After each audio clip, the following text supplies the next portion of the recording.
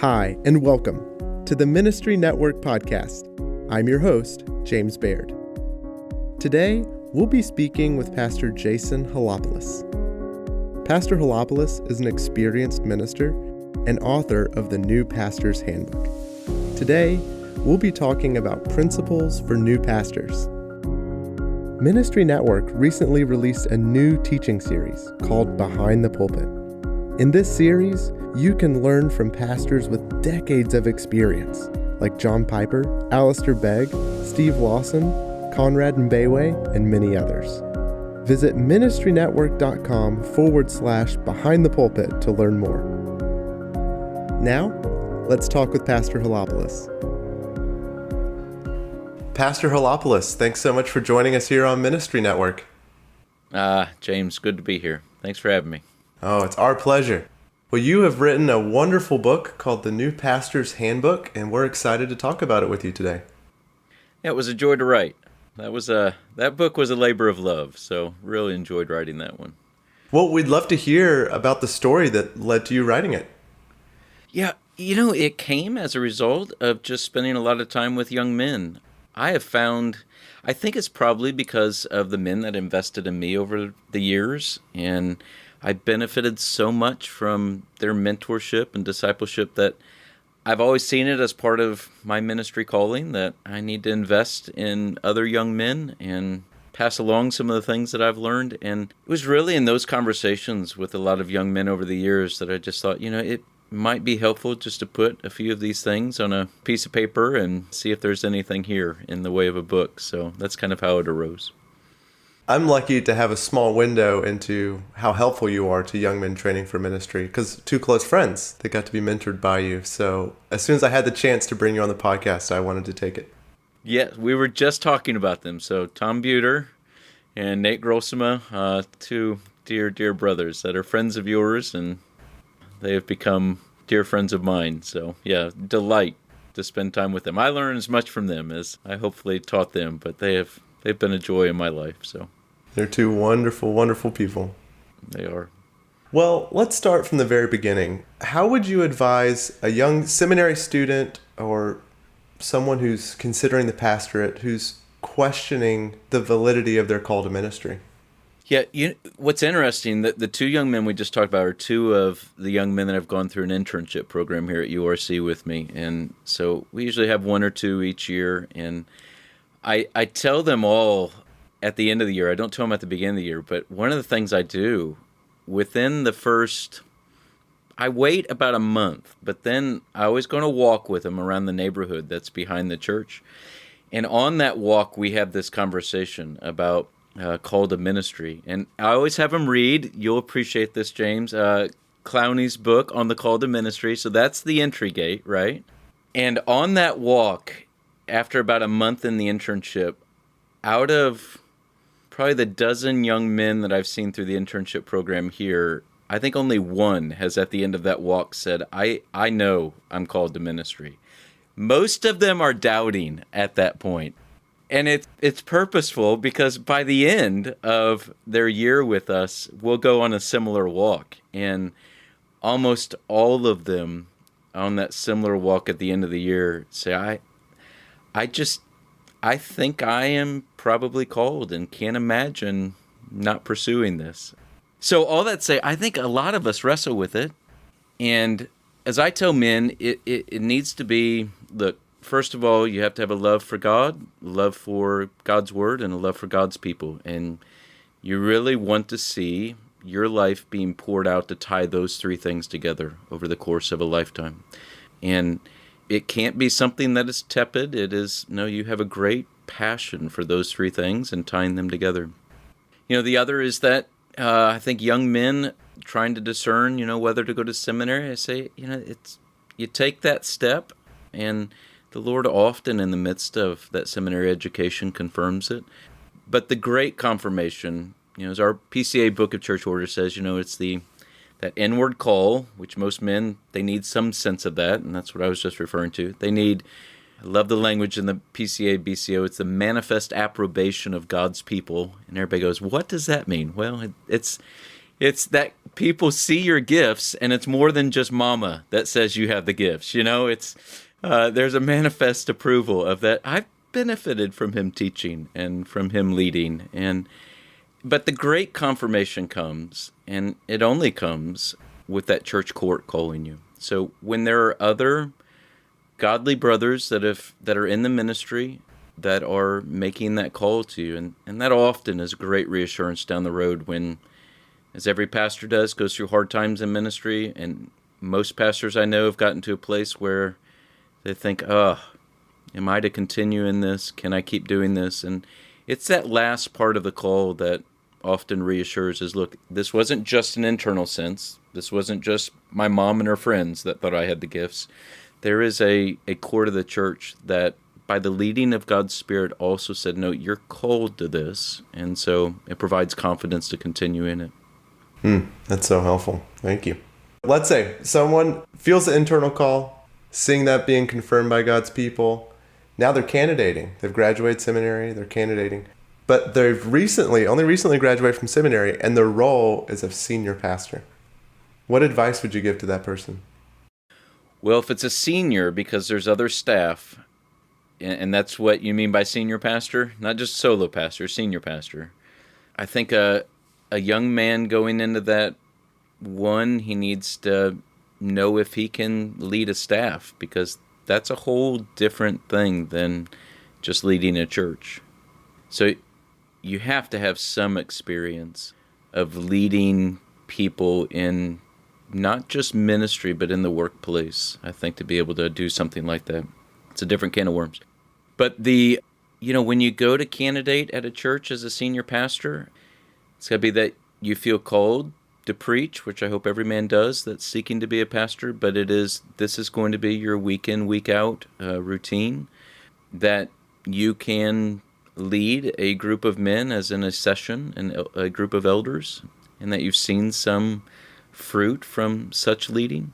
And you really got to wrestle with whether this church, whether you have the maturity to lead these people, because it is you're walking right into it. And I think in previous generations, men jumped at it a lot more than they do in this generation. Paul saying to Timothy, don't let them look down on you because of your youth. You think of a Robert Murray McShane and how young he was, or you think of even George Whitefield was often outside the local church, but you think of how young these men were. Jonathan Edwards, as he goes to assist his grandfather, but quickly is taking over a church. I think men need to jump on it sooner than I think is normal in our culture, but you got to make sure you're ready and that you can lead in those kind of ways. So helpful. All right, so a pastor is now leading a church, and they're starting to notice some embedded cultural practices, just how the church operates, its rhythms, its expectations, that the pastor thinks should change. What advice would you give to someone in that situation? Learn this the hard way. I think most things you want to be patient. Remember, the first church I served at, I was family and youth pastor, but the session would listen to things that I would bring to them. And one of the things I've always been passionate about is having children in corporate worship. I believe there are covenant children. They should be in the midst of God's people for the great event that we're doing each week. This is the high point of our week. This is what defines us as a community more than anything else. So we should have our children in there. I was passionate about that, brought that to the session, worked it through the session. They were all on board. And then I just kind of announced it to the church, and that we were closing all the children's classes during one of the hours, and that we were only going to have a nursery up to 2 years old. And some of the families, they were concerned, and so we had a meeting, and I remember just articulating it again, and then we charged on. And I look back now and think that was bad shepherding. It was really bad shepherding on my part. It was not walking patiently with the flock. It wasn't understanding that there's a benefit to taking a long view. Families left the church over it and didn't need to if I'd taken the time to provide some outlets for them and we'd taken a much longer and patient view. What often goes through my mind is Calvin, who was no wallflower And he had strong opinions about things, especially about, think of something like worship. And there's a pastor in France that writes to Calvin, and he's concerned because the congregation he's pastoring uses candles in a service. And of course, the history, Roman Catholic Church and the use of candles and offering prayers to saints, etc. And Calvin, interestingly, it's a church in Wexel. He writes back to this pastor and in essence says, listen, if I was starting a church, I would never introduce it. But it's not worth destroying the church over. And what's he doing? He's just telling him, be patient. That's part of being a shepherd. You take a long view with the people that you're ministering to. You're not there for 2 years or 3 years. That if you go to a church with that in view, you shouldn't be going to that church. It's, look, I'm going here for the long run, so I can be patient and I can teach to these things, I can labor to these things, and I can gently move them to these things. And that is caring for the flock. So, again, so helpful. Can you discuss how a pastor can avoid the pitfall that I imagine is easy for all of us to fall into, and that is believing that you might be too good for a particular ministry? So, for example, youth and children's ministry, maybe the pastor has other things that they think should take the priority. How would you shepherd them through prioritizing those aspects of leading a church?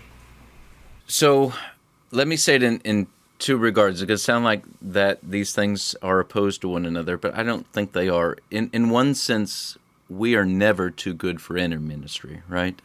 We are sinners, saved by grace, and whatever gifts I have or whatever abilities I have or experience I have that I'm bringing to bear in my ministry, it's purely the gift of God. And so I'm not too good for anything.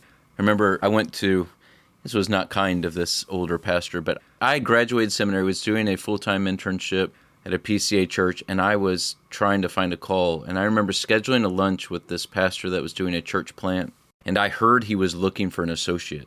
And so I scheduled a lunch with him. I sat across the table from him, and I said, listen, I would love to labor with you, be in this church plant. I think I could add some benefit. And I remember him looking at me, not the most tender of moments, and he said, you young men coming out of seminary think you have a lot more to offer than you do. And in one sense, he was right. In another, he wasn't right at all. I think we have gifts to bring to bear, and there are things that a young man can bring to whatever position he's coming into that the Lord uses for the benefit of that ministry in that church. So you can be gifted for these things. I think looking down on things and saying I'm too gifted for that thing, I got to check my pride. There is a lot to learn. I tell young men, especially going into ministry, don't rule out that youth ministry job.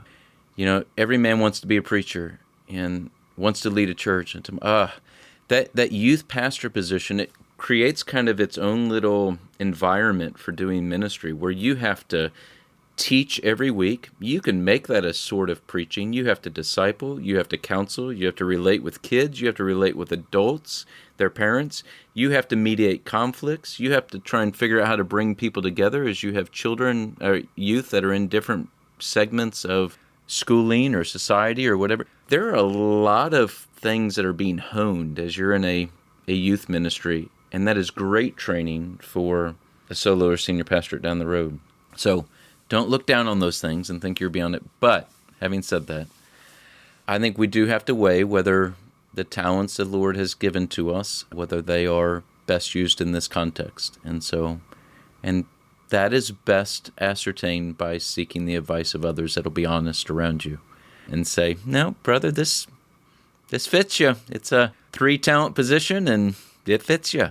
There's some men that, friends of mine I look at and I say, brother, you're an 8 or 9 talent man, and I think you need to be at a church like this and for the benefit of the kingdom. Not because you're great, but for the benefit of the kingdom. This is how God has gifted you. So seek advice of other men. Wow, that's so balanced. That's great. It's really helpful. So your book talks about how pastors, they can't do everything. But oftentimes in practice, it's hard to figure out what you should and should not do. So can you just walk me through some principles about how to prioritize and delegate some aspects of your work? Yeah.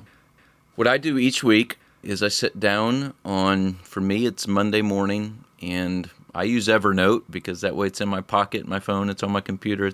But use something, and what I do is I lay out my week. And I do it in segments of 3 for each day. So morning, afternoon, evening. And I just plot out, the first thing I plot out is my devotional time. Second thing I plot out is sermon prep, because those 2 things are essential. If I don't have time for those, then everything else falls. And then third, I plot out time with my family. And people say, you schedule your family? Yes, I schedule my family. Because here's the secret. So ministry, there's always more to do, right? There's always more people that want you to do. So they need an appointment, or they need to schedule a counseling, or there's an emergency that usually oftentimes isn't an emergency. But if you say, I can't, this is an evening I've set aside for this or that, or, I'm not working tonight, that doesn't work. If you tell somebody, I have an appointment, nobody argues with a calendar. Nobody. So I schedule my family, 1, so that they have time, but 2, also so I can say, look, I can't make that meeting, I already have an appointment. And nobody argues with that, and people understand that. So those 3 things always take priority, and then everything else falls in. I think a pastor, you can't just be a preacher. You got to spend time with your people. You got to have an open door. So there's got to be time for meetings with people. There's got to be times for the spontaneous meetings. There's got to be visitations. There's got to be time to invest in your presbytery and your denomination. There's got to be times to do outreach and, be out in the community. So you got to schedule all of those times, but those top 3 are the priority. My devotions, sermon prep, time with family, because if that's not solid, everything else fails. Can we dig in a little deeper on delegation? I feel like the first thing is to realize you need to delegate. It's hard to admit you can't do everything. But then after that, it's easy to delegate and it's hard to delegate well. Do you have any wisdom on how to delegate without just basically letting go and letting God, giving it to someone and never checking back in until you expect it to be finished? Could you help us think through some of those points? How do you do it well? Yeah, I think 2 things are always in the forefront of my mind when I'm thinking about delegation. One is, if I'm going to delegate something to somebody, I've given them that responsibility, which means I need to give them that authority. So that means that, look, once I've given it to them, I'm hands off, and I got to let them run with it. Now, I may check in, or I may ask them to report back, but they now have the freedom to accomplish that within whatever parameters I've given them. So give them that authority. The second is, I think a lot of men, especially in the pastorate, make the mistake of not allowing things to fall between the cracks and don't allow that kind of margin there. What happens is the pastor will say, my ruling elders will not visit anybody in the hospital. They will not counsel anybody. Well, what happens? Someone says that someone's in the hospital and the pastor is immediately there. Someone needs counseling, the pastor is immediately there. So he doesn't create any margin by which there is the need and men will start to slide in and step up. So part of what we have to do in ministry is allow that space where we're not jumping to everything and we're tapping men on the shoulder and saying, look, we need somebody to do this. If you're always jumping to it and doing it, then no one will see the need and no one will do it. Everybody's busy. So you show the need by allowing there to be a need, and men will rise to the challenge. What amazing counterintuitive wisdom. That's great. Pastor Helopoulos, how do you deal with criticism when some members think that you're not doing enough?